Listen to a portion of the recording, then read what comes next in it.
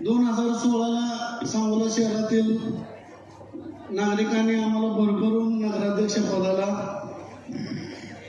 मतदान करून निवडून आणले, परंतु खालच्या सीटा आमच्या 8 निवडून आल्या आणि विरोधकांच्या 12 निवडून आल्या.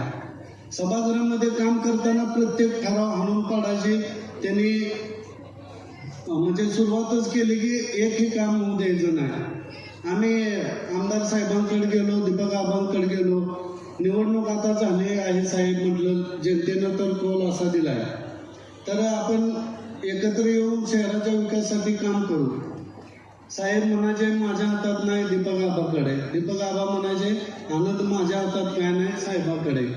अशामध्ये वेळ काढत नेले, परंतु आम्ही आमची टीम न डगमगता नगराध्यक्षाच्या 15% नगरपालिकेच्या नफा फंडातून जे काय कामं छोटी मोठी पेव्हिंग ब्लॉक असो, कुठले नागरिकांच्या कामं करत राहिलो. मोठमोठी कामं आमच्यातून झाली नाहीत, आम्ही सुद्धा मान्य करतो. जी कामं झाली नाहीत त्याला पूर्णपणे विरोधक जबाबदार होते. मी याचा अर्थ असं म्हणत नाही की त्यांची आम्हाला फक्त मेजॉरिटी नसल्या कारणानं आम्हाला 5 वर्षांमध्ये आपल्या शहराच्या मनासारखं काम करता आलं नाही.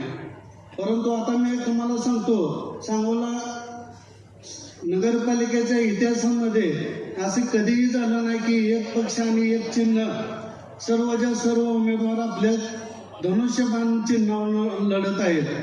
तर माझी सांगोलकरांना एवढीच विनंती असणार की नगराध्यक्षाबरोबर खालचे आमचे जे चांगले सहकारी आहेत 23 त्यांना सुद्धा धनुष्यबाणाचं बटन दाबून प्रचंड मताने विजयी करा, जेणेकरून मला उद्या सभागृहामध्ये चांगल्या पद्धतीनं काम करता येईल. आणि आपले माझे आमदार शहाजी बापू पाटील, तुम्हाला माहिती आहे पाठीमागच्या आमदारकीच्या वेळेस त्यांनी तालुका असो शहर असो कोणत्याही प्रकारचा निधी कमी पडू दिला नाही.